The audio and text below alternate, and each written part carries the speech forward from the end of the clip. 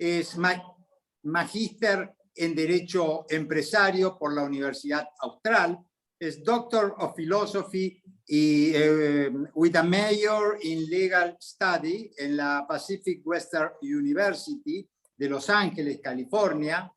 Cursó también la maestría en Administración de Empresas en la Universidad Católica Argentina.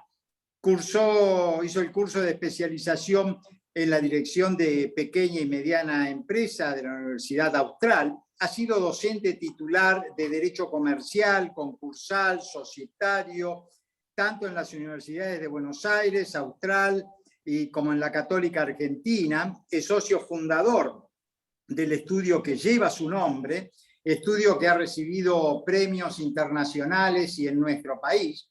Ha participado en diversos eventos académicos de la materia comercial. Ha publicado 39 libros, algunos de ellos el Tratado sobre la Ley de Concursos y Quiebras, de 7 tomos, la Ley General de Sociedades, de 4 tomos, modificaciones a la Ley de Concursos y Quiebras, extensión de la quiebra, continuidad de la explotación de la empresa en quiebra. Así es que por su versatilidad y el análisis profundo y exhaustivo al cual nos tiene acostumbrado en sus trabajos, en sus publicaciones, hoy le hemos pedido que su participación y sobre un tema que es sumamente práctico y que hace a los abogados en el ejercicio libre de la profesión acerca de las estrategias concursales en tiempos de pandemia. Tal vez yo lo que le decía al doctor Grispo cuando recién nos saludábamos, con alguna ley de las que estuvieron en danza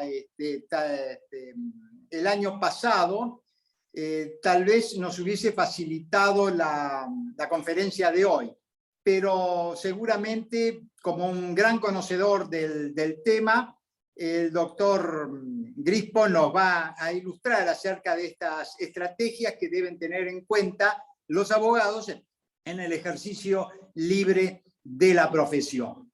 Con esto le paso la palabra al doctor Jerónimo De Francesco para que nos explique cómo se va a desarrollar la jornada. Gracias. Bueno, gracias Carlos. ¿Qué tal? Buenas noches a todos. Como siempre decimos, pasamos un poquito a explicar cómo se va a desarrollar la charla. El tema de las preguntas, como estamos acostumbrados a hacerlo, lo hacemos vía chat. El personal del instituto va a ir recopilando cada una de todas las preguntas que se pueden ir haciendo incluso a medida que el doctor Grispo vaya disertando, y al final de la disertación se la vamos a preguntar a viva voz y las contestará una por una en la medida de lo posible que nos alcance el tiempo, que generalmente ocurre. Así que les pido que no efectúen algún tipo de comentario, saludo y demás cuestiones que se suelen hacer vía chat, así nos facilitan la labor al área académica. Sin más, le paso la palabra al doctor Grispo, agradeciéndole nuevamente la disertación en nombre del instituto. Bueno, muchas gracias. ¿Me confirman si están viendo bien la pantalla ahí, el PowerPoint? Sí, sí, se ve bien. Perfecto. Bueno, buenas tardes a todos. En primer lugar, les quiero agradecer, les quiero agradecer la invitación que me ha formulado el área académica del Colegio de Abogados de San Isidro, por intermedio de su director, el doctor Carlos Rivera. En segundo, al doctor Jerónimo De Francesco, quien en su calidad de subdirector del instituto me brindó también todo su apoyo previo. También les agradezco muy especialmente a todos los aquí presentes, quienes más allá del formato virtual que nos imponen los nuevos tiempos, demuestran su permanente interés y compromiso en el estudio de la materia concursal que tanto nos apasiona a todos. El tema que elegí para hoy, estrategias concursales en tiempos de pandemia, como bien señalaba recién el doctor Rivera, tiene la complejidad y hace necesario y merece una explicación tanto de por qué lo elegimos y de su alcance. En cuanto a lo primero, he seguido con atención durante los largos meses de cuarentena que nos tocó padecer y los posteriores hasta la fecha, la gran mayoría de los conversatorios, charlas, conferencias, tanto nacionales como internacionales, que abundaron en la materia concursal, los cuales, además de resultar más que interesantes, han abarcado prácticamente la totalidad del espectro de temas que tenemos en este tema, tratando en profundidad, además, cada una de las cuestiones, con lo cual me lleva a la segunda parte de por qué elegimos este tema, que es el alcance que me he propuesto en el tratamiento de hoy.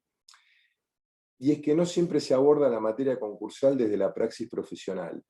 Esto entendido en punto a las diversas alternativas que tiene un sujeto concursable una vez evidenciado su estado de impotencia patrimonial o incluso con anterioridad. Y acá, ¿qué sucede? Es que el tratamiento de la incapacidad de hacer frente a las obligaciones normales y habituales en el giro de sus negocios es un hecho revelador del estado de cesación de pagos que se produce durante un periodo o un plazo determinado de tiempo. Y si tenemos que hablar de lo que pasó en la pandemia, y la verdad que hoy una gran mayoría de las empresas, por no decir prácticamente todas, salvando las grandes, están pasando dificultades económicas y técnicamente casi todas o muchas están técnicamente en estado de cesación de pago. La experiencia me ha demostrado que la gestación de la cesación de pagos es mucho más extensa de lo que solemos pensar los hombres de derecho. Incluso podría señalarse algunos casos en los que se convive en el tiempo hasta que por un hecho extraordinario cambia la situación del sujeto concursable de una manera abrupta. Y acá hago un breve paréntesis para darles un ejemplo, para reafirmar lo que estoy señalando. Se trata de una fábrica de jeringas descartables que durante el gobierno anterior, a consecuencia de un conflicto interno, de una pérdida de competitividad, ya que sus costos no podían competir con los costos que llegaban de las jeringas de China, estuvo analizando durante casi todo un año la posibilidad de concursarse, con el objetivo principal de que el concurso le permitiera, en este caso, reestructurar la deuda y contar con un plazo adicional que les permitiera la situación, mientras superaban la situación interna, poder hacer esa reestructuración de la deuda. Hasta que llegó el nuevo gobierno, volvieron a cambiar las reglas de juego y con la pandemia no dan abasto hoy en la actualidad a producir todas las jeringas que pueden fabricar por 4. Con lo cual la empresa empezó a crecer, cambió el panorama, lo que era una cesación de pagos por un hecho extraordinario, cambió de un día para el otro. Este es un caso excepcional, si se quiere, pero en la gran mayoría pasó al revés. Empresas que estaban bien empezaron a estar mal. Entonces, ese enfoque pragmático de la cesación de pagos, cuando nosotros agarramos, y a ver, vuelvo sobre el tema que seleccioné para hoy. Su desarrollo impone hacerlo desde un lugar diferente al habitual, lo cual, por cierto, implica también un desafío que es salir de la zona de confort en el abordaje puntual de un tema específico, como puede ser verificación de créditos o concursos de grupos económicos, para entrar en una variedad de cuestiones que abarcan tanto a la función propia del abogado ante el concurso del cliente y a las estrategias posibles y cómo aplicarlas en un caso particular. Esto me lleva al primer tema importante que tenemos que ver y que me parece fundamental que todos los que estamos en la materia concursal lo atendamos, que es el rol del abogado frente al cliente, y algo de esto estábamos hablando recién con el doctor Rivera, a raíz del caso del correo, que a veces es difícil explicarle al cliente determinadas situaciones o determinados fallos judiciales. Y acá recuerdo, en 1983, si no me falla la memoria, Fuentes Quintana, que es un reconocido catedrático español, dijo algo que sigue vigente hoy, 38 años después. Y él decía, a la crisis económica que hoy vivimos, nadie puede ser ajeno porque todo lo domina.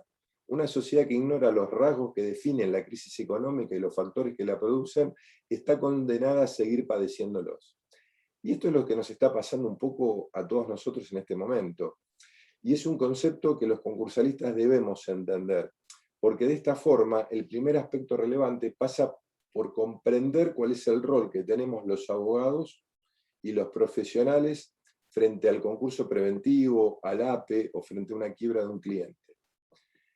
Y al abogado concursalista, como al resto de los colegas, a los contadores, a todos los que están en la materia, tenemos que tener muy bien apoyada la espalda sobre la biblioteca, tenemos que actualizarnos, estudiar, conferencias, ver qué está pasando, cuáles son los criterios que imperan. pero es muy importante en la materia concursal y en todas, tener la vista bien al frente, en la realidad, en esto que nos pasa todos los días. No es lo mismo, y pongo otro ejemplo, y consecuentemente las estrategias, en 1988, en el gobierno de Alfonsín, distinto fue la situación en el concursal o la problemática concursal en el 2001, en la época, en los primeros años del 2001 con el gobierno de la Rúa, y nada que ver en tiempos de pandemia lo que ha pasado. O sea, les marco 3 periodos diferenciados de tiempo donde podríamos hablar de determinados temas puntuales que en cada una de esas épocas tuvieron tratamientos puntuales. Desde la verificación de créditos, desde la subrogación de los sesionarios de créditos, hasta un montón de cuestiones. Y ni que hablar de lo que va a ser el 2021, porque ¿qué pasa?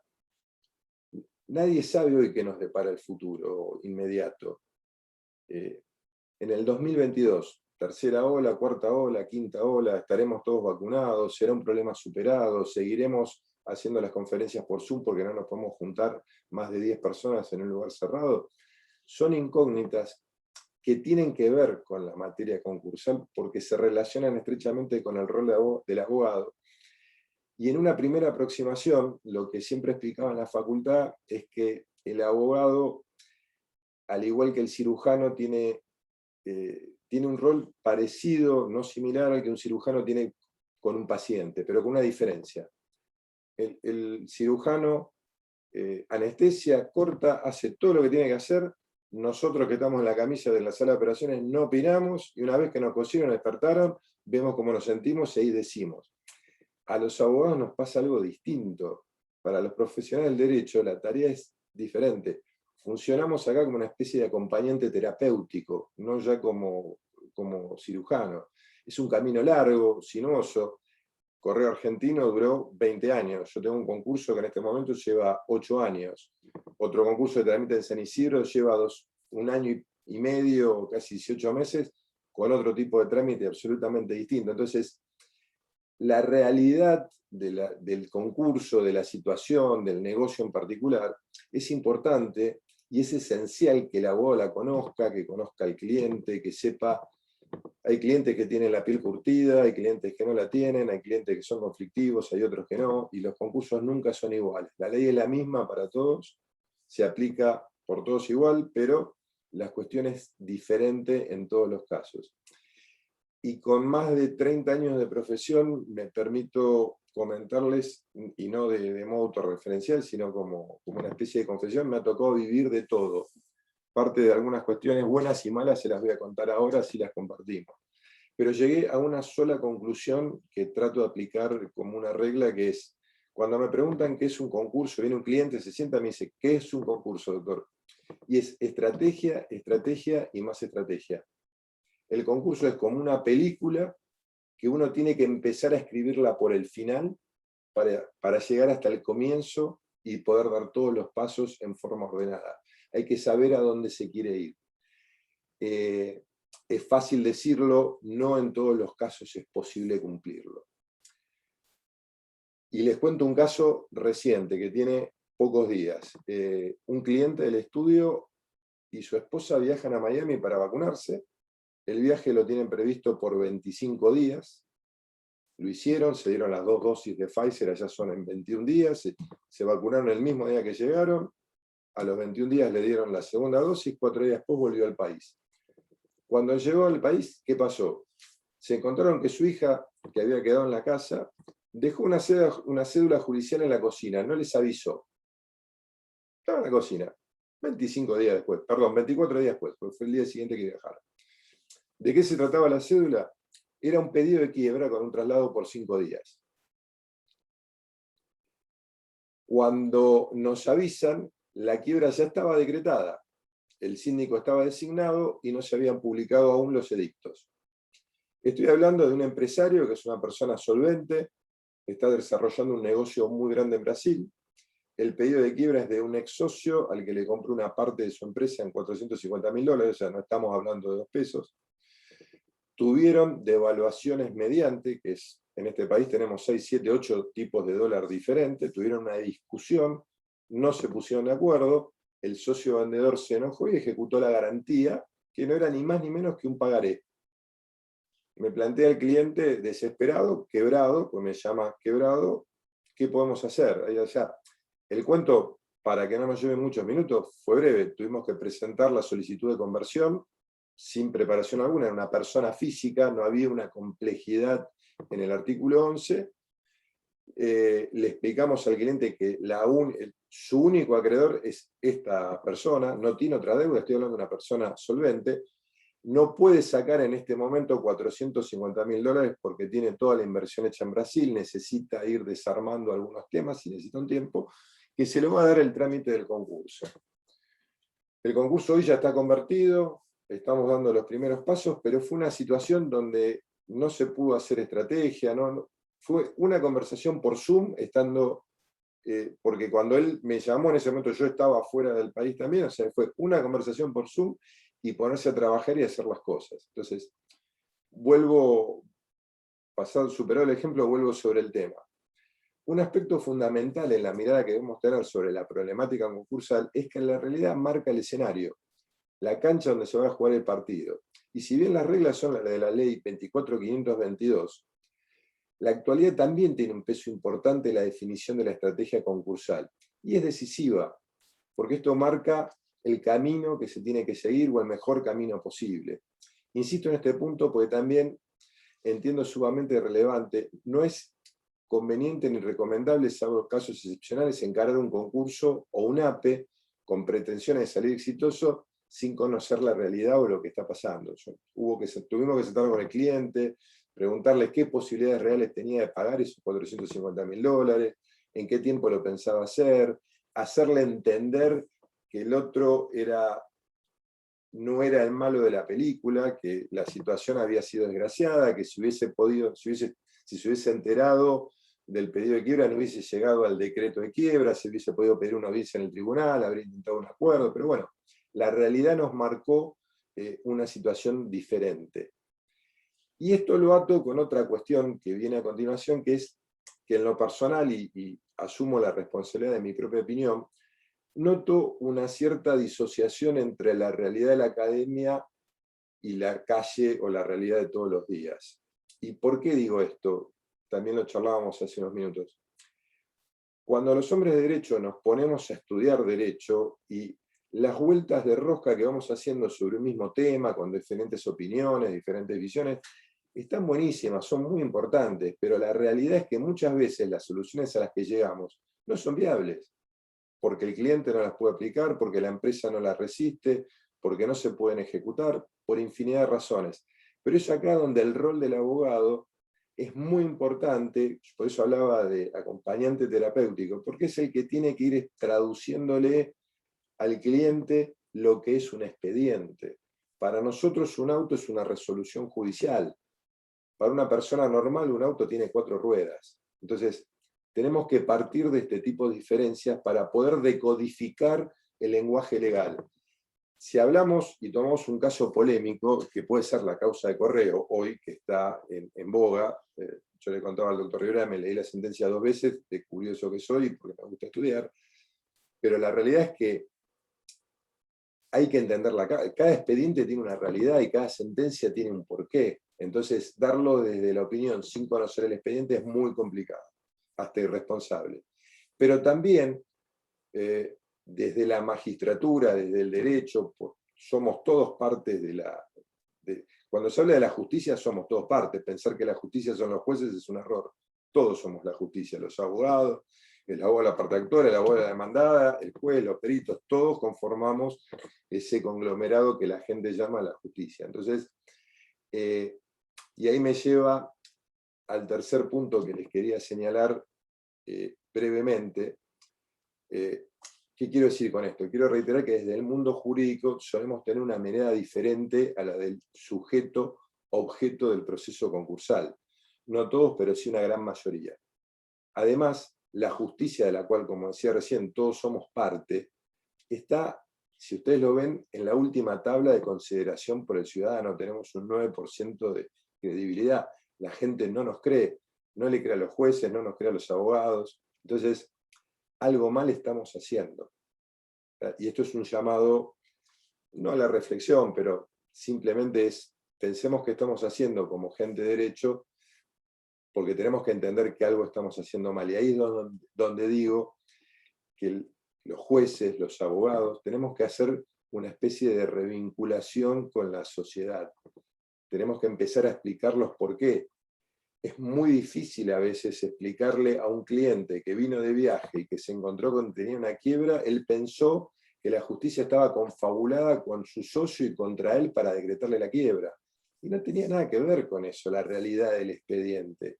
Fue un hecho desgraciado, viajó, nadie le avisó y hubo un decreto de quiebra rápido. Y me decía, sí, justo el rápido me toca a mí y hay juicios que duran 20 años. Y bueno, es lo que pasa. O sea, a veces son rápidos, a veces son lentos, a veces hay un problema. O sea, y esto es lo que tenemos que hacernos cargo los hombres de derecho, pues, insisto, la justicia somos todos. Son los jueces, pero también somos los abogados, también son los contadores, también son los peritos. Es algo que hay que ir superando con el tiempo. Bueno, vamos a pasar ahora a la Filmina 4, que es, hablando de tener la vista al frente en la realidad nuestra cada día, voy a detenerme muy brevemente en el estimador mensual de la actividad económica, que es un dato estadístico que suelo recurrir en la toma de decisiones con nuestros clientes. ¿Y para qué sirve? Es útil en tanto refleja la tendencia de la evolución mensual de la actividad económica del conjunto de los sectores de la actividad, o sea, el PBI. Si observamos la filmina en la pantalla, ustedes van a poder apreciar que la fecha negra indica claramente la caída durante la última parte del gobierno de Macri.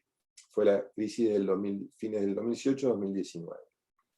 Le sigue una B corta muy pronunciada, clara, que refleja la abrupta depresión de la actividad económica durante la dura pandemia que vivimos. O sea, en términos económicos fue terrorífico lo que se vivió.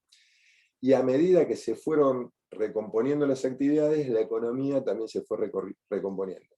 La flecha roja que tienen en la pantalla es un indicador muy importante porque señala la tendencia actual, que nos ubica en un nivel inferior al del último tramo del gobierno de Macri. O sea, se recuperó actividad, pero estamos peor que en 2019, producto de la crisis que nos dejó la pandemia. Yo tengo el estudio en pleno microcentro, en Tucumán y Florida, y caminar por el microcentro a las 2 de la tarde es andar por una ciudad fantasma. Están todos los locales cerrados, gente en la calle, una situación horrible lo que uno ve entrando y saliendo del estudio cuando va de una reunión a otra. Es muy triste, lamentablemente. Entonces, sobre este punto voy a volver en unos minutos más adelante para explicar, al menos desde mi punto de vista, por qué motivo no hubo un tsunami de concursos durante la cuarentena dura, que si uno observa el gráfico en la pantalla es claramente la B corta, el punto más bajo de la B corta. Considero que como abogados contar con este tipo de información nos da una ventaja adicional para empezar a responder cuándo conviene concursarse, en qué hipótesis es preferible un APE a un concurso, en qué casos la quiebra directa es el camino recomendable, o bien en algunas hipótesis quizás lo mejor no sea ninguna de todas las situaciones que mencioné recién. Por eso les decía el tema de la estrategia, y para entender la estrategia hay que entender la realidad en la que estamos viviendo. Vamos a cambiar acá. Entonces, muchas veces me preguntan, perdón, ¿cuál es el momento ideal para concursarse? A ver, las 3 filminas anteriores, si bien son un pequeño resumen de ciertos indicadores, pues se deben considerar algunos bastantes más, son el punto de partida de cualquier estrategia que se tenga que formular, ya que todo sujeto concursable no será ajeno a los avatares del país, experiencia que hemos aprendido a fuego todos los argentinos. La información del contexto de una empresa busca responder la siguiente pregunta: ¿cuál es el momento ideal para concursarse?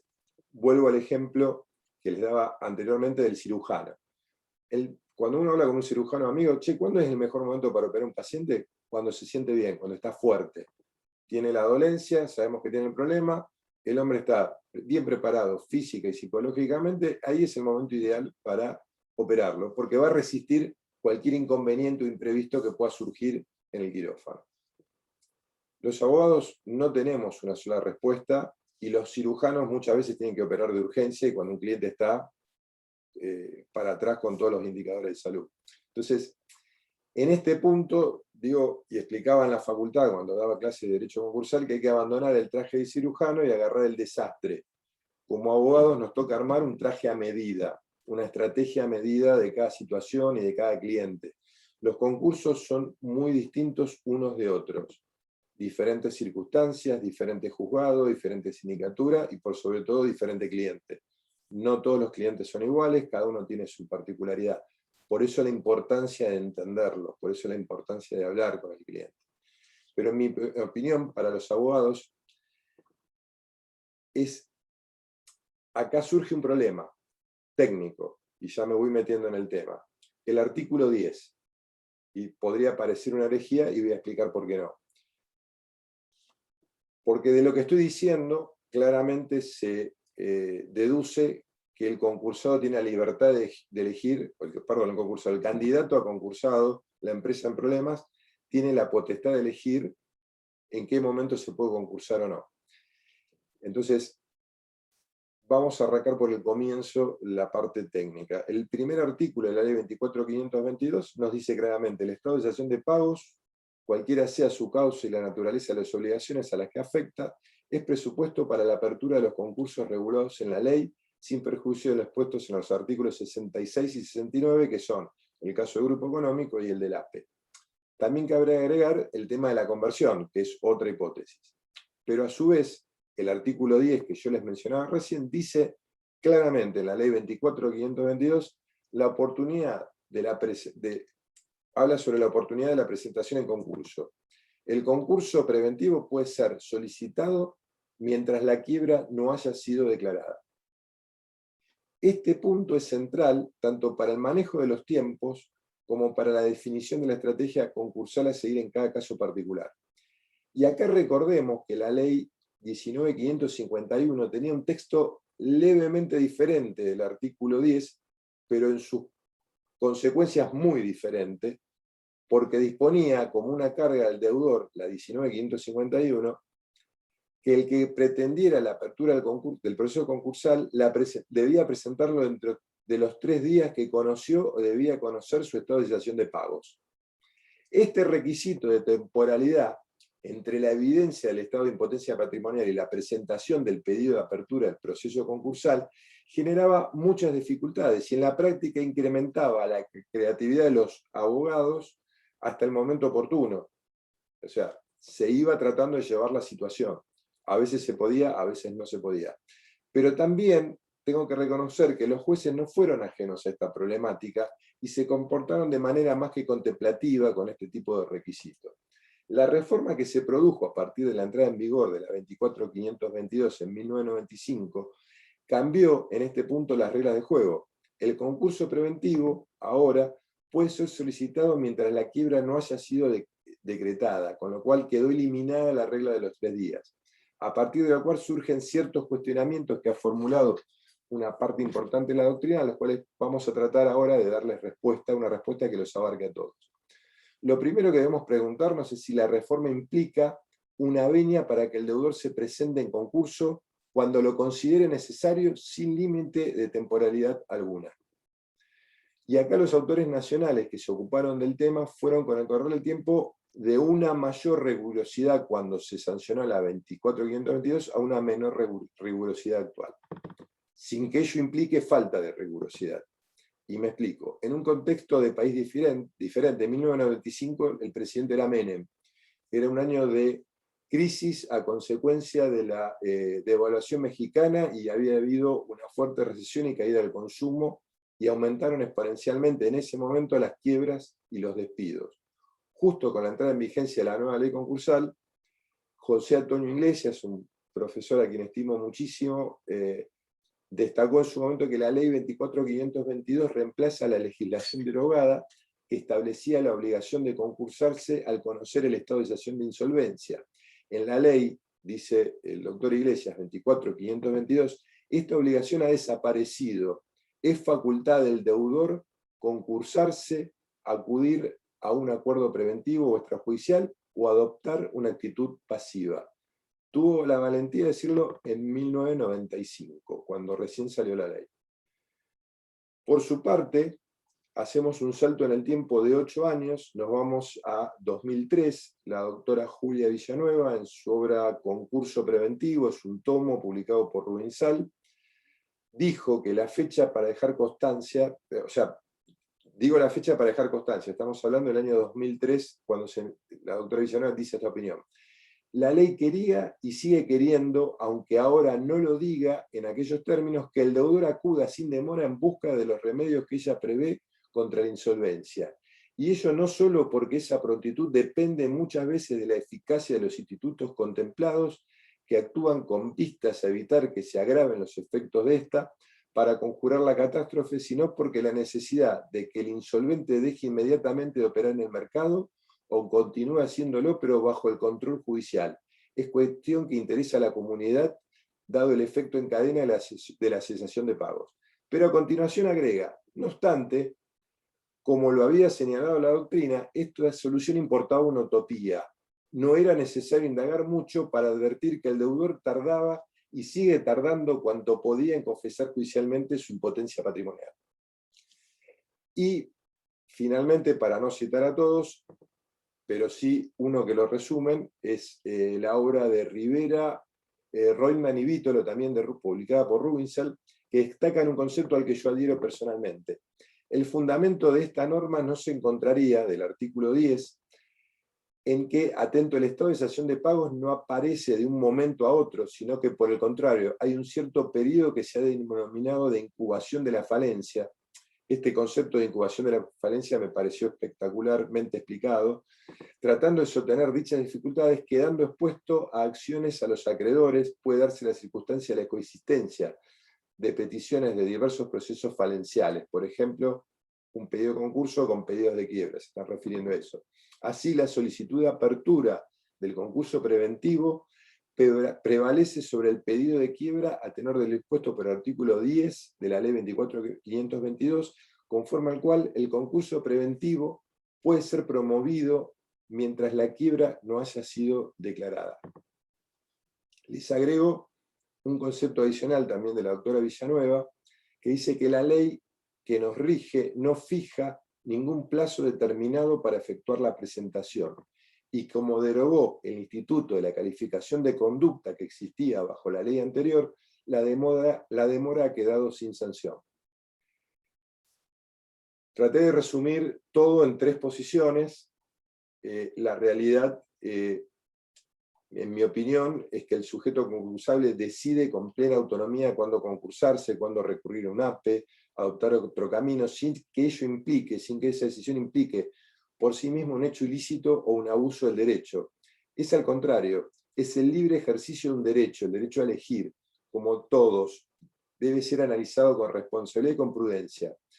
Soy de la idea, además, que si la fecha de presentación en concurso constituyó en un caso particular una situación que pudiera encuadrar dentro de la categoría de abuso del derecho, conforme lo describe el artículo 10 del Código Civil y Comercial de la Nación, el juez del concurso cuenta con facultades ordenatorias más que suficientes, tanto en el código de forma como en el de fondo, para actuar en esas hipótesis y en situaciones extraordinarias que lo ameriten. Entonces, me parece que ahí se va formando una justa composición de los intereses del deudor que se quiere concursar con los intereses de los acreedores. Dicho esto, no descarto que después en las preguntas quieran volver sobre el tema. Sé que puede generar alguna polémica, pero en la práctica es lo que está pasando. En la realidad, el deudor elige cuándo concursarse, cuándo y cómo. Y ahora voy a ir también a otro ejemplo. Dicho todo esto, el mejor momento para concursarse, por lo menos en mi opinión y en mi experiencia, es cuando la tormenta ya pasó. Y ustedes observen que en plena pandemia hubo muy pocos concursos. En algún momento en las charlas, en las conferencias, estábamos hablando de 8, 10 concursos. No hubo un tsunami, no salieron todos corriendo a concursarse. Porque hubiese sido un error. Por eso el título de la filmina abajo es El tsunami de concursos que no fue. Y la explicación creo que es esta. Porque nosotros lo podemos explicar desde el derecho, pero el empresario, la pyme, el emprendedor, el sujeto, persona física, deudor, lo explica del sentido común. ¿Qué me voy a concursar ahora si no sé cuándo esto termina? sea, no tengo idea cuándo va a pasar. Entonces, esto es en gran medida la explicación de por qué no hubo un tsunami de concursos y por qué hubo después muy pocas presentaciones. No son muchas. Cuando uno investiga un poco, por lo menos en la Cámara Comercial en Capital Federal, no hubo muchas presentaciones concursales. Y hablando con colegas nuestros, tampoco les han llovido 100 consultas de concurso por día. Fue muy distinta la situación que se presenta con la pandemia a la que vivimos en el 2001, en la crisis del gobierno de la Rúa, donde había colas, teníamos que dar turno para atender a la gente para presentar los concursos. Son dos situaciones distintas. Siendo más lejos aún, considero que en una gran mayoría de los casos sería una imprudencia presentar un concurso en el medio de la tormenta, cuando aún no es posible establecer un plan de empresa concreto, verificable, de posible concreción. Y digo esto porque en Argentina es un país que siempre nos da sorpresas. En muy pocos casos, como la fábrica de jeringas que les contaba antes, la TABA se da vuelta de forma positiva. Generalmente lo que solemos ver, por lo menos en la profesión, en mi caso, es que empresas que venían bien, de golpe tuvieron un hecho y empezaron a orillar y a ir por la banquina. Entonces, y hay otra cosa que no es menos cierta: la impotencia patrimonial sociabiliza los problemas del deudor con sus acreedores, con lo cual es real que debe haber reglas de juego claras y que podemos determinar cuál es el margen de actuación del sujeto concursable en plena crisis patrimonial. Y acá voy a tratar de profundizar un poco más el tema que les venía planteando. Y esto lo digo a modo de pregunta: ¿la presentación tardía de un concurso preventivo constituye un abuso de derecho? Una segunda pregunta: ¿cuándo se considera que una presentación es tardía? Entonces, los jueces en los procesos concursales tienen la potestad de verificar lo que yo llamo, y mucha parte de la doctrina también, el test de abusividad, pudiendo tomar durante el proceso todas las medidas ordenatorias que estime pertinentes, como por ejemplo designar un veedor o incluso intervenir la empresa concursada en caso de gravedad. Hay un abanico de posibilidades que tiene el juez para asegurar las situaciones. Y en su caso, si hubo un abuso de derecho, lo podrá sancionar. Por eso me vuelvo a preguntar: ¿hay abuso de derecho en una presentación concursal que no se realiza en tiempo inmediato con la evidencia de la cesación, cuando es evidente el estado de cesación de pagos? Y les voy a responder con un caso concreto que les quiero comentar. Se trata de un empresario hotelero, es una persona previsora, un buen hombre de negocios, que por la pandemia, todos los hoteles que tiene varios, tiene 400 empleados actualmente, tenía más, se quedó sin trabajo de un día para el otro. Y la reactivación de la actividad hotelera hoy no existe, no hay. O sea, hoteles de 100 habitaciones tiene 4 habitaciones ocupadas. Ya, técnicamente, la empresa, él es el dueño de la empresa está en cesación de pagos. No tiene ingresos corrientes para afrontar las obligaciones ordinarias. La crisis del sector hotelero es pública y notoria, la sabemos todos, no hace falta detenernos a explicar esto. Mi cliente sabe que en el futuro inmediato no va a poder cumplir, él ya sabe que no va a poder cumplir con el 100% de sus compromisos. Sabe que con el fisco va a tener un problema, pues ya lo sabe, ya no puede pagar. Los cheques rechazados que tuvo, porque él venía con toda una estrategia financiera de la empresa, tuvo un montón de cheques rechazados, muchísimos. Los fue levantando poco a poco durante la pandemia, los fue negociando, fue llamando a acreedores, con mucho esfuerzo. En punto a la deuda con sus proveedores se sentó con cada uno, llamó a uno por uno, se tomó el tiempo, arregló, en muchos de los casos arregló que la poca mercadería que iba a consumir la pagaba al contado y que la deuda la iba a empezar a pagar en el 2020. Y curiosamente, y esto abona la teoría del tsunami que no fue, todos aceptaron menos una sola empresa, que es una empresa de seguridad y que inició juicio. Y ese juicio es un juicio ordinario por cobro de facturas que actualmente está en trámite. La estimación que hacemos nosotros cuando iniciamos el juicio ordinario es que el juicio va a durar más, pruebas, testigos, periciales, el juicio va a durar más que la propuesta de pago que le había hecho mi cliente. Esto también explica por qué todos los otros proveedores aceptaron. Primero porque sabían que el cliente no tenía la culpa, no era el chanta que los quería estafar y que no les iba a pagar. Segundo, porque hicieron mucho negocio siempre con el cliente y quisieron cuidar al cliente y lo acompañaron. O sea, y acá la calle termina explicando a la academia. O sea, no hay una situación de abuso y el cliente decidió, él mismo decidió no pasar por lo que para él es un trauma, como es ir a un concurso, él siente que mancha su honor, que falta su palabra, y no se quiere concursar, y va a hacer todo lo que esté a su alcance para concursarse. Pero lo cierto es que técnicamente él el 20 de marzo del 2020, que fue el día que se cerró todo, y todos tuvimos que ir a una cuarentena dura, encerrados en casa, todos lo recuerdan, no necesito explicarlo, él ese día técnicamente estaba en cesación de pagos. Y no sabíamos, en ese momento nos dijeron que eran 15 días, después fueron 30, después fueron 45, después fueron más de 200. Y ahora viene la segunda ola, la tercera, se vuelve a cerrar las fronteras, no hay turismo, tiene hoteles en las provincias más turísticas, está todo cerrado prácticamente. Entonces, si en ese momento este cliente hubiera presentado el concurso preventivo, al menos en mi opinión, de muy poco le habría servido. Y estaría hoy en peor situación que antes ante la dificultad de que se agrave aún más la crisis. Una tercera ola, una cuarta ola, una quinta ola. Dios sabe lo que nos depara el futuro. Entonces, el tema del artículo 10 del reglamento diferencial me parece que se resume a lo que dice el texto. El concurso preventivo puede ser solicitado mientras la quiebra no haya sido declarada. Claramente, si hay una situación de abuso, el juez va a poder intervenir y va a poder hacer todo lo que estime necesario. ¿Importa esto una conducta? La conducta, por ejemplo, del empresario que les acabo de escribir, ¿importa un fraude a los acreedores? No, entiendo que la conducta del empresario hotelero no transgrede ni la norma del artículo 10 ni la del artículo 12 del Código Civil. La conducta del empresario, seguimos con este ejemplo, ¿puede ser catalogada como abusiva? Pareciera que no. El hombre está haciendo todo el esfuerzo que puede tratando de cerrar acuerdos con todos sus acreedores para evitar el concurso. Y a los acreedores, que son sus proveedores, les sirve, porque les va pagando, les sigue comprando. Muy poquito, pero les sigue comprando. El abuso del derecho es un instituto del título premiado del Código Civil que se extiende a todo el ordenamiento jurídico, incluida por supuesto la ley de concursos y quiebras. Los jueces concursales, como ya mencioné, tienen la potestad del test de abusividad.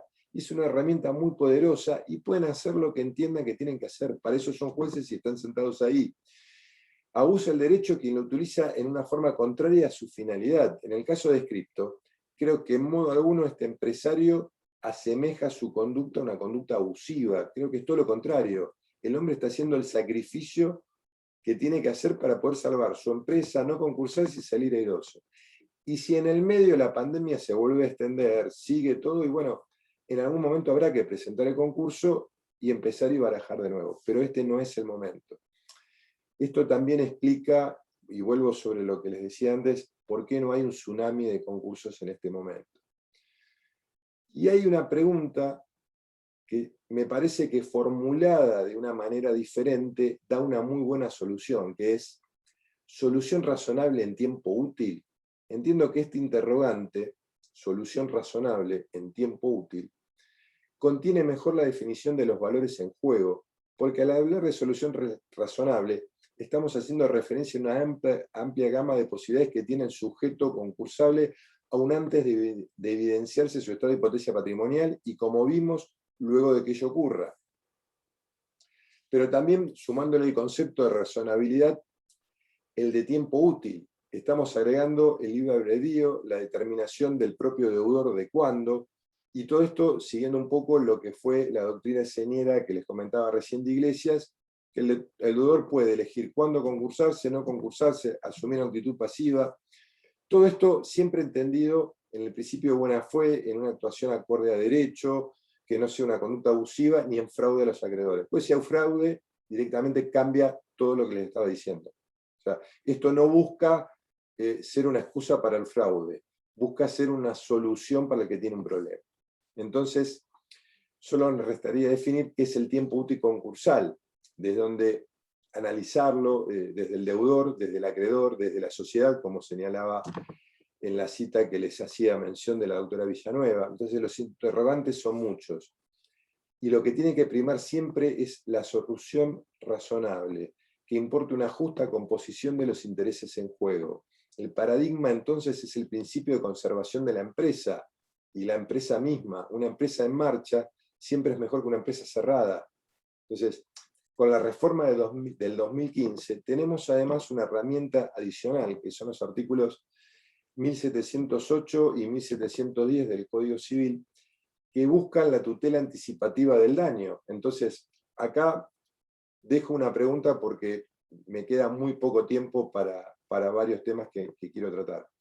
¿En qué caso un empresario sin estar en cesación de pagos actual puede presentarse igualmente en concurso, sabiendo anticipadamente que no va a cumplir? ¿Podría invocar el artículo 1710, la tutela anticipativa del daño? Lo dejo como un interrogante, si quieren después con las charlas lo planteamos, pero es un tema que en materia concursal está todo por explorarse, por lo menos hasta donde yo conozco.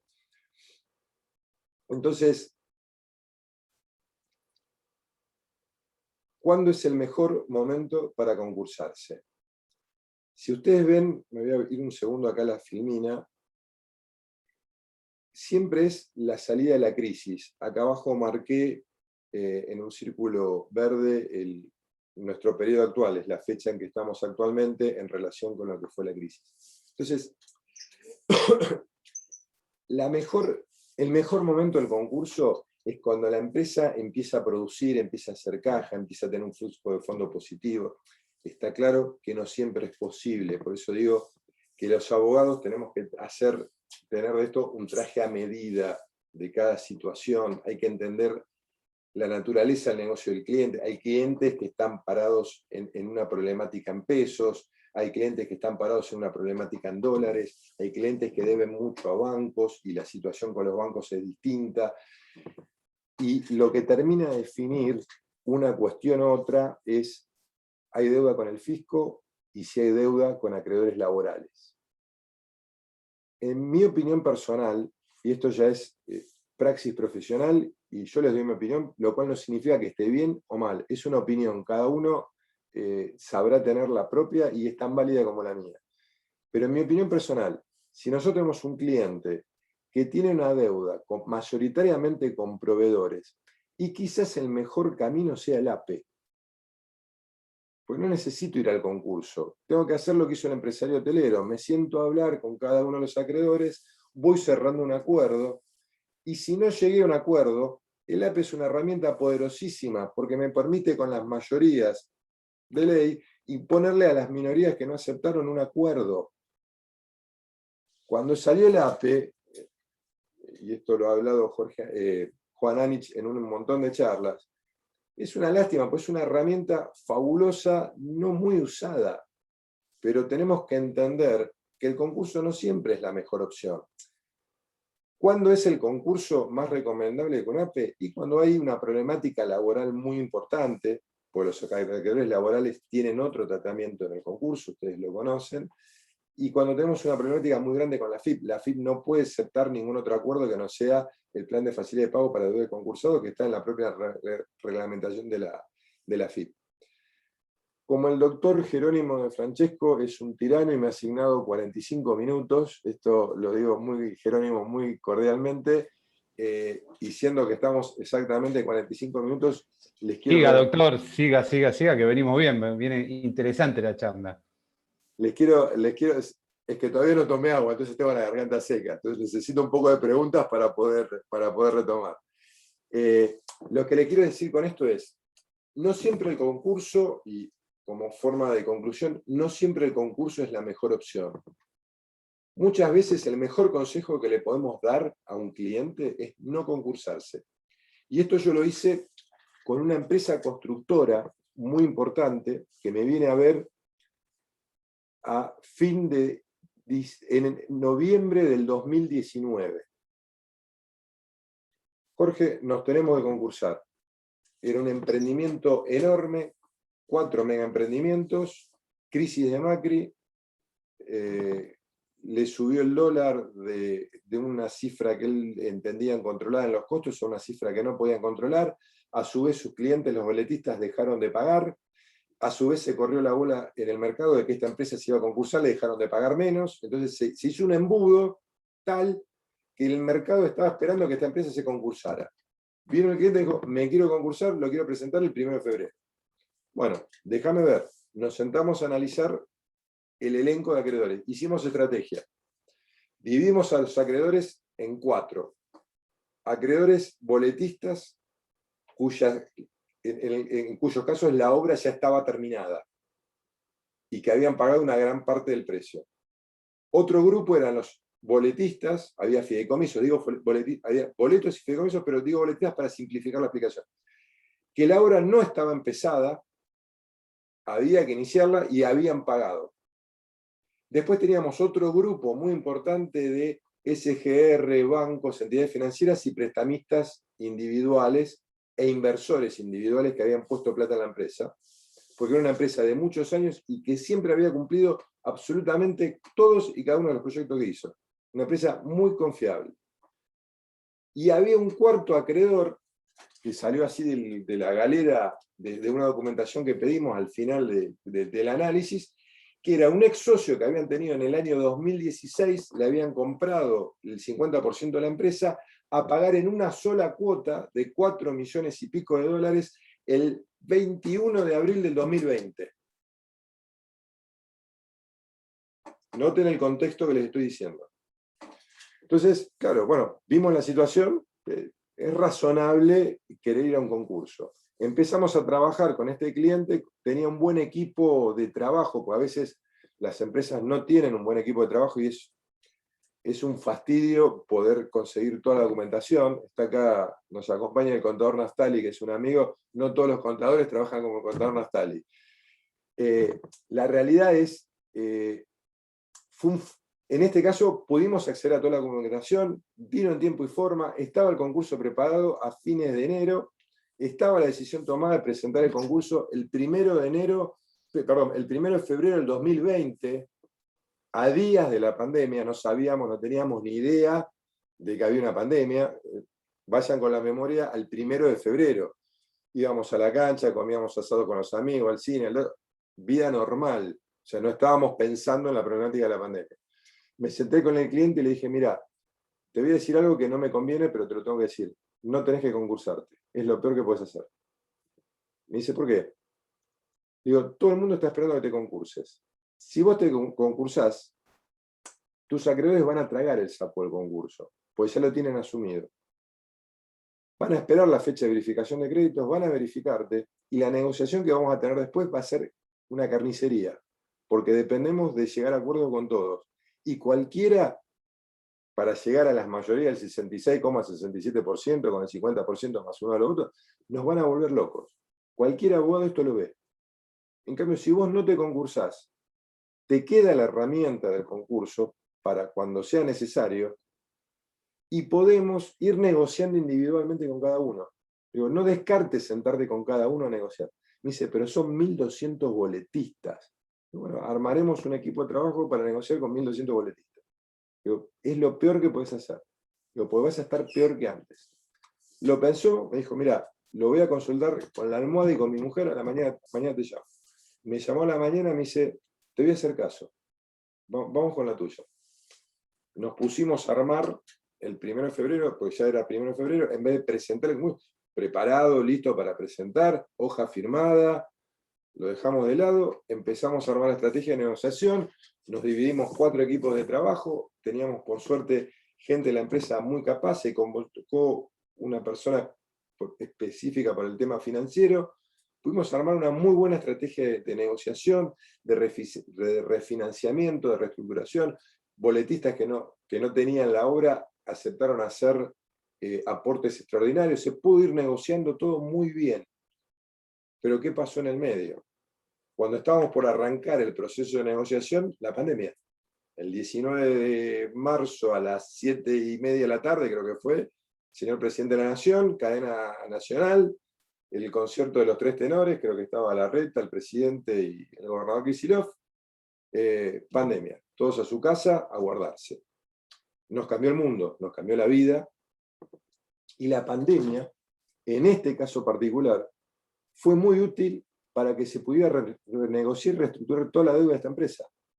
Pero cuando tomamos la decisión, no teníamos ni idea de que eso iba a pasar. Entonces, por eso les digo que muchas veces, y con esto cierro, doctor Jerónimo, así no me reta, es fundamental la estrategia. No siempre se puede, no siempre se entiende, no siempre están los elementos, pero cada vez que se pueda no hay que dejar de hacerla, no hay que dejar de tomarse el tiempo necesario. Muchas veces la decisión correcta es presentar el concurso, muchas veces la decisión correcta es no presentarlo, muchas veces no es el concurso, es el APE, que les insisto es una herramienta muy poderosa. Y bueno, realmente espero no haberlos agobiado con mi diatriba discursiva y espero que les haya sido de utilidad. He compartido desde la praxis profesional las ideas en las que pienso, en las que creo y en las que con la gente que me acompaña en la oficina, con los socios del estudio, con los chicos que trabajan, tratamos de seguir adelante todos los días. A veces sale bien, a veces no tan bien, hay veces que hay que remangarse, pero el trabajo del abogado concursal, del derecho concursal es muy duro, tiene muchos sinsabores y ayuda mucho entender lo que está pasando más allá del expediente para poder tomar las decisiones correctas en el expediente.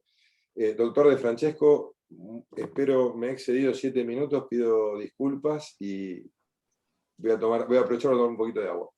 Bueno, muy entretenida la charla. Le cuento que en los últimos años que hemos tenido disertantes y demás en el instituto, nunca habíamos abordado la charla de la praxis del abogado que está del otro lado del mostrador con todas las cuestiones prácticas, muy, muy identificado también me siento. Así que felicitaciones. Bueno, abrimos el chat. Por ahora no hicieron no hicieron preguntas. Si quiere, para ir dándole tiempo a la gente que efectúe preguntas, le hago una pregunta yo. Si entiende que en la falta del tsunami de lo que tuvo que ver con el concursamiento, que todos los que estamos en la producción independiente los estamos esperando con ansia, que no vino, tuvo que ver la postura del Estado a través de la suspensión de las ejecuciones para frenar un poco el tema del banco y digamos, el convenio implícito con todos los fiscos, nacional, provincial y municipal, vendría a ser, en cuanto a la no traba de medida cautelar y a la suspensión de ejecuciones. A ver, redondeame la idea, si te puedo seguir.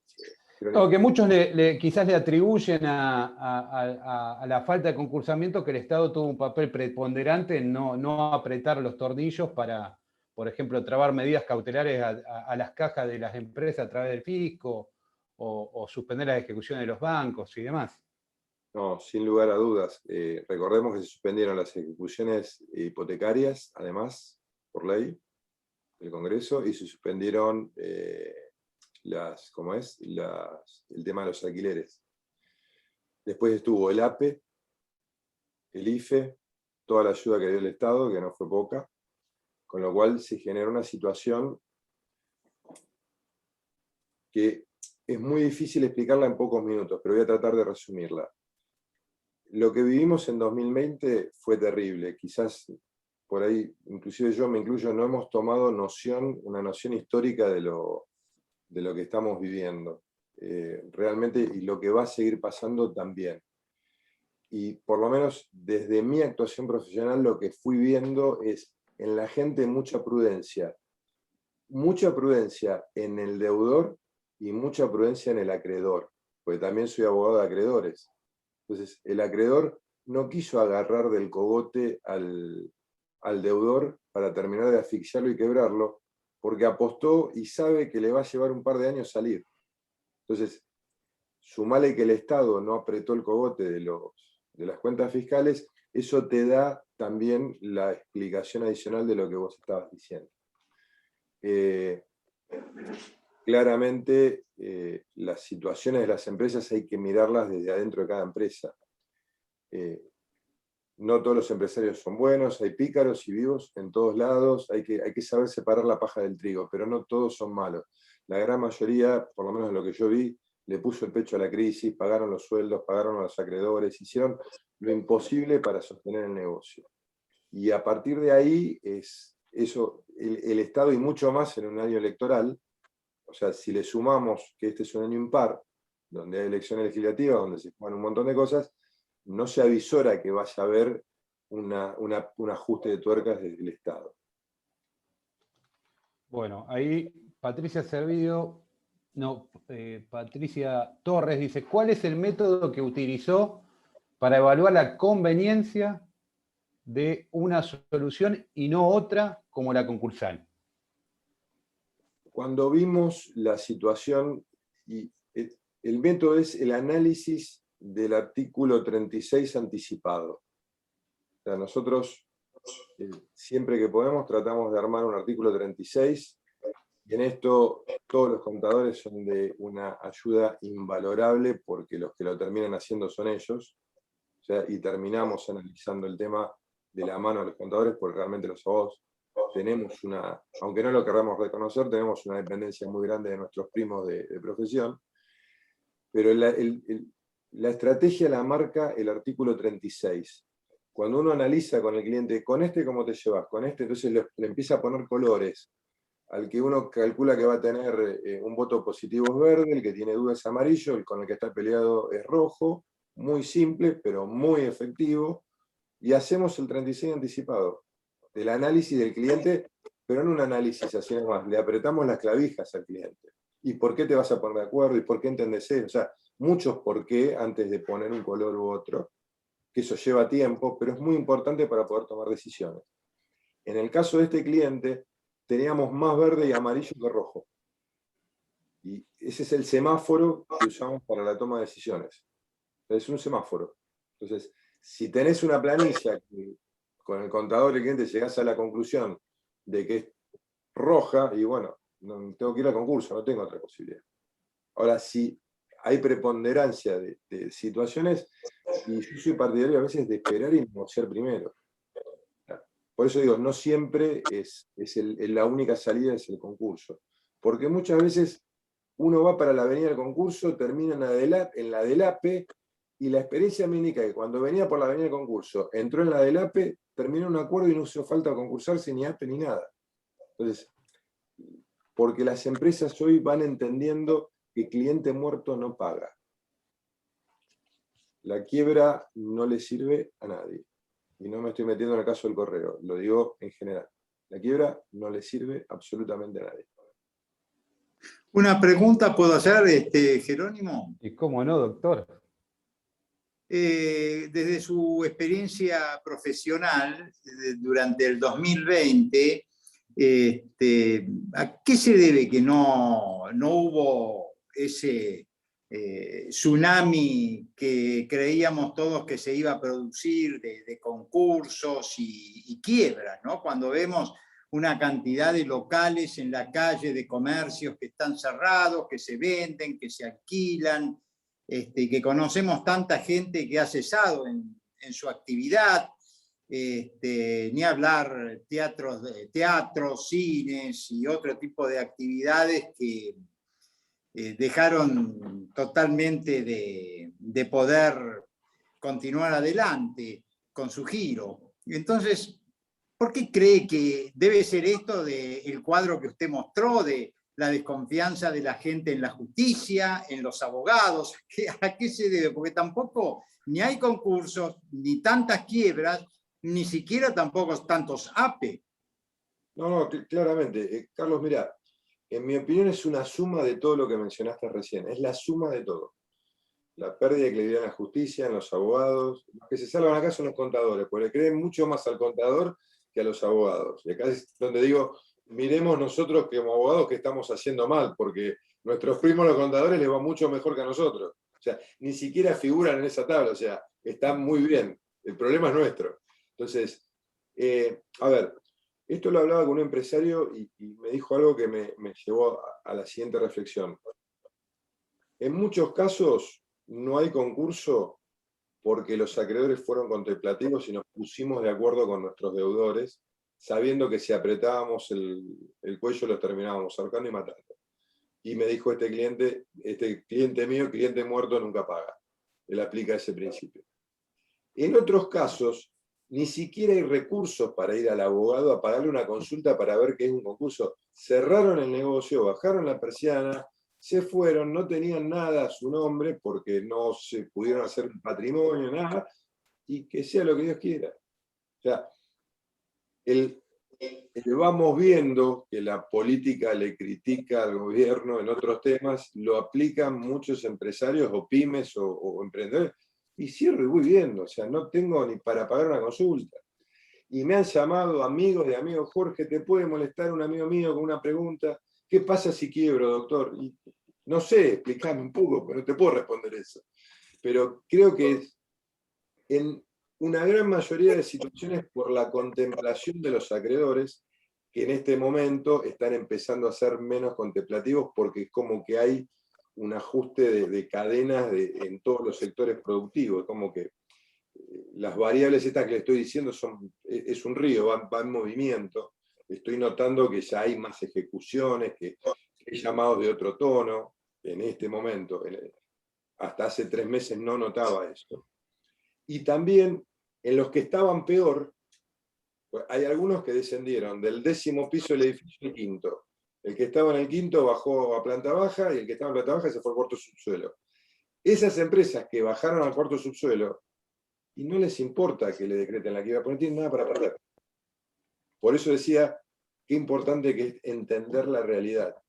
Esta es mi opinión, o sea, y es tan válida como cualquier otra explicación que ustedes tengan, pero es lo que estoy viendo que pasa, por lo menos en los casos que me tocan a mí. Buenísimo. Bueno, acá hay una pregunta de Amado que dice, ¿qué seguridad hay en lograr la conversión de la quiebra en concurso, como el caso que dio Jorge, como el caso, agrega, Correo Argentino, que hubo conversión? A ver, repetime la pregunta, por favor. ¿Qué posibilidad hay de lograr la conversión de la quiebra en concurso, como el caso que comentó usted? Bien. En principio todas, porque la conversión de la quiebra en concurso implica cumplir con determinados requisitos que están en la ley, con lo cual, cumplidos los requisitos, la conversión debe ser otorgada. A mí no me ha pasado, ya me estoy quedando sin pelo, 30 y pico de años de profesión, que no me convirtieran un concurso en quiebra.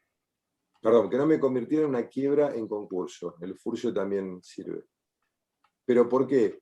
En el medio he tenido de todo. Conversiones, la que les comentaba de este cliente que le decretaron la quiebra, que viajó, presentamos toda la documentación, nos pidió el juzgado que por 48 horas acompañáramos los títulos de una propiedad que tenía en provincia que no se habían acompañado a la presentación, y acto seguido convirtió la quiebra en concurso. O sea, lo hizo en una semana. Fue tan rápido, después lo cargaba a mi cliente, digo, ves que no estaban confabulados contra vos, la justicia, o sea, fue tan rápido para convertirlo como para declararla. Y en el medio les cuento una infidencia. Fue la oficial de justicia a hacer el mandamiento de constatación a la casa de mi cliente. Y estaba la señora. O sea, fue toda una explicación a la mujer que estaba trinando contra la justicia, que se le metieron oficial, tuvo que venir la policía, o sea, fue un trauma terrible, un mandamiento de constatación de una quiebra. Pero esta es la situación que tenemos, entonces creo que hay que ser muy prudente. La conversión de la quiebra en concurso, cumplidos los requisitos, no debería haber ningún problema. Y cuando he tenido casos donde el juez tenía dudas, me ha intimado hasta que satisfacimos todas y cada una de las dudas. Y cuando se enojó, me llamó por teléfono y dijo, vení, explícame esto. No lo entiendo, no me gusta, ¿qué es? O sea, y es la potestad que tiene el juez, o sea, y hasta me parece bien que lo haga. Que si tiene alguna duda, se la saque. También he tenido casos, debo decirlo, esto es público, no tengo problema en contarlo, donde he presentado un concurso de una empresa enorme. El concurso era un nene de 7 años, 6.700 páginas la presentación. Presentamos un viernes, el concurso me lo abrieron el lunes a las 10 de la mañana. Sin un previo, sin nada. Primera vez que me pasó en la vida. sea, yo le había dicho a Miguel, mira, calculo que vamos a estar 1 mes, 2 meses para que nos haga el concurso, hasta que vean toda la documentación, se saque juego todas las dudas, nos pida que acompañemos lo que entienda el juego que tenemos que acompañar. Aparte era un tema complejo, no era un tema simple. Lo abrieron en 48 horas del fin de semana. Entonces, hay situaciones para todo tipo. Los jueces tienen herramientas de sobra son los dueños del proceso. El juez concursal es el dueño del proceso, porque no todos los temas son apelables. La gran mayoría los termina diciendo el juez de concurso. Entonces, esto hay que entenderlo porque siempre digo que el juez concursal es muy poderoso y tiene muchas herramientas. Y si tiene dudas, está bien que se las saque, está bien que pida explicaciones, y si no entiende, está bien que llame al abogado y le pida las explicaciones necesarias. Y cuando esté todo claro, ahí que avance. Porque se evitan los problemas que podemos ver en la quiebra del correo argentino. Cuando hay dudas, es preferible sacárselas, estar todo claro y seguir adelante. Obviamente, en la viña del Señor hay de todos. Hay para elegir de todos los colores. Pero bueno, eso es harina de otro costal. Bueno, le hago una más. En el caso de la empresa constructora que no se concursó, que mencionó, ¿los inversionistas eran acreedores privilegiados? Y si fue así, ¿cómo se negoció? Bien. Fueron las negociaciones. Había 3 que eran acreedores privilegiados. Las negociaciones fueron muchísimo más duras. Se llevaron un excelente acuerdo de ellos. Nosotros nos quedamos un poquito con sabor amargo, pero aparte de lo que sabía que nos íbamos a pasar. Las hipotecas están para eso, o sea, no tengo mucho margen de negociación con hipoteca. El margen es la liquidación más intereses. Y lo que discutimos fueron las costas de los colegas, que no hubo proceso de ejecución, pero querían cobrarlo igual. Entonces, amablemente tuvimos alguna discusión. Uno no le gusta discutir honorarios ajenos, nunca es grato. Pero bueno, pudimos cerrar acuerdos. Pero claramente fue la situación más dura, porque hay un viejo refrán en latín que dice: poniendo estaba la gansa. Bueno, le hago la última si vamos redondeando. Dice, más allá de la pandemia, ¿usted piensa que los APE fueron poco utilizados? Y en tal caso, ¿a qué respondería tal circunstancia? Bien. Sí, creo que fueron muy poco utilizados por todos, me incluyo. En algunos casos, porque en la facultad cuando explicaba el APE, le decía: chicos, ya vimos el concurso. Bueno, el APE es un concurso, pero al revés. El concurso hay que prepararlo, después se homologa. El APE primero se prepara, el APE se llega primero al acuerdo y después se homologa. Entonces, hubo creo que desde el Poder Judicial hubo alguna duda con los primeros APEs, algunos cuestionamientos fuertes a los primeros APEs que se presentaron, y eso hizo que se generara en los estudios, en los abogados, cierta desconfianza, no sea que llevemos al cliente por este camino y tengamos un problema como tuvo al caso. Me parece que la explicación es esa. También es cierto que el APE es menos negocio que el concurso. Esto hay que decirlo, o sea, no nos vamos a poner colorados. Uno cobra más honorario por un concurso que por un APE. Pero la verdad termina siendo una cuestión accesoria. Uno cobra lo que arregla con el cliente, haga un trabajo el otro, puede reestructurar una deuda. Pero las regulaciones en tribunales son distintas. Si es un APE es mucho menor que si es un concurso. Entonces, hay una conjunción de temas. En algunos casos también desconocimiento de la eficacia de no tener el ejercicio de lo que yo he presentado varios APE, y la verdad que, no sé. Y en casos de personas físicas, garantes de empresas concursadas, me estoy acordando ahora un caso del año 2003-2004, donde tuvimos que presentar a la empresa, los directores, eran 2 directores y 2 accionistas, eran garantes de las obligaciones, y en el caso de ellos pudimos cerrar el APE. Y eso nos fue la llave también para cerrar el acuerdo de la empresa. Entonces ahí fue una mezcla de las 2 herramientas. Pero se lo atribuyo al poco uso, a la desconfianza inicial que generó el instituto. Bueno, doctor, en lo personal lo saludo, lo felicito y le doy la palabra al doctor Rivera. Doctor Grispo, muchísimas gracias. La verdad que hemos disfrutado una charla sumamente amena y desde el punto de vista práctico que tanto interesa a nuestros colegas, además de una persona que domina lo académico. Así es que sumamente satisfechos. Es la primera vez que lo invitamos, pero indudablemente con esta experiencia no va a ser la última. Así es que, estimado Jorge, diría, te agradecemos muchísimo y te felicitamos por la disertación. No, muchas gracias a ustedes, la verdad que me he sentido muy a gusto. San Isidro también es mi colegio, estoy matriculado en la jurisdicción, así que me siento parte de la casa y realmente es un placer. O sea, a mí me encanta hablar de derecho y me encanta hacerlo desde el punto de vista de la praxis del derecho.